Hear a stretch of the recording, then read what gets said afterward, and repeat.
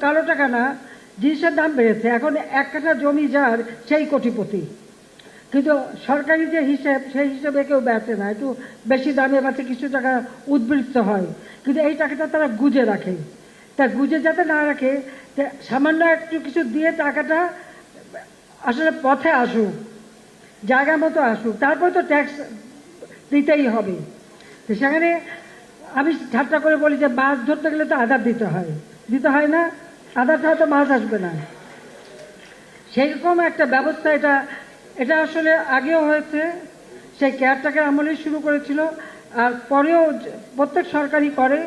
আমরা এবারও সেই সুযোগটা দিচ্ছিলাম যে ঠিক আছে, তোমরা এই অল্প ট্যাক্স দিয়ে আগে টাকাটা তোমরা ব্যাংকে নিয়ে আসো, অন্তত টাকাটা উদ্ধার হোক, সেই ব্যবস্থাটাই নেওয়া হয়েছে। এটা নিয়ে নানা কথা নানা জনের, কিন্তু তারপরেও আমরা যেগুলি মানুষের জন্য প্রয়োজন সেখানে কিন্তু ট্যাক্স কমিয়ে দিয়েছি। প্রত্যেকটা খাদ্যপণ্য, চিকিৎসার ক্ষেত্রে, ক্যান্সার বা ডায়ালিসিস অথবা এই সমস্ত কিছুর উপর থেকে ট্যাক্স কমিয়ে দিয়ে একদিকে স্বাস্থ্যসেবা, একদিকে কৃষি উৎপাদন, খাদ্য নিরাপত্তা, দেশীয় শিল্পকে প্রাধান্য দেওয়া, দেশীয় শিল্প উৎপাদনের যেগুলি ক্ষুদ্র যন্ত্রাংশ, কাঁচামাল, সেগুলির উপরকে আমরা সুরক্ষা দিয়েছি।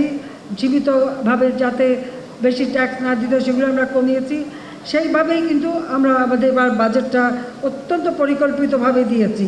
আমি জানি কারো ভালো লাগে, কারো ভালো লাগে না, আমাদের তো দেশে আছেই, কোনো কিছুই ভালো লাগবে না, সেরকমই। কিন্তু আমরা এই নিত্য পণ্য এবং বিভিন্ন, যেমন ল্যাপটপের দাম কমবে, ক্যান্সারের ওষুধের দাম কমবে, ক্ষুদ্র মাঝারি যন্ত্রাংশ এবং কাঁচামালের দাম, এগুলি সমস্ত ট্যাক্স কমানোর ব্যবস্থা নিয়ে আমরা নিয়েছি।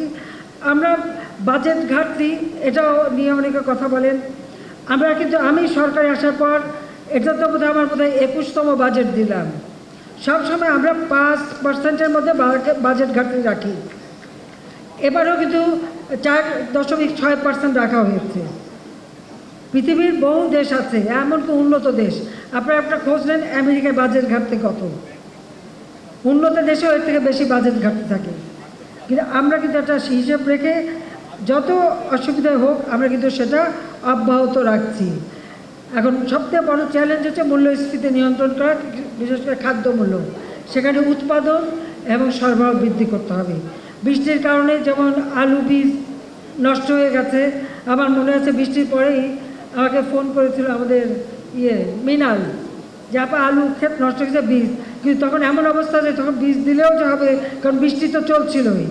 তো এই জন্য এরকম অনেক কিছু আছে। কিন্তু তারপরে আমাদের যে জমি আছে, আমরা যদি এখনও উৎপাদনমুখী হই, সকল যুগে উদ্যোগ নিই, কোনো অনাবাদী জমি থাকবে না, তাহলে খাদ্যে কখনো আমাদের কোনো অভাব হবে না। আমরা আমাদের নিজেদের উৎপাদন করব, নিজের খাদ্য নিজে নেব, কারো কাছে ভিক্ষা চাইব না, হাত পেতে চলবো না। এটাই আমাদের নীতি, আমরা সেভাবেই চলবো।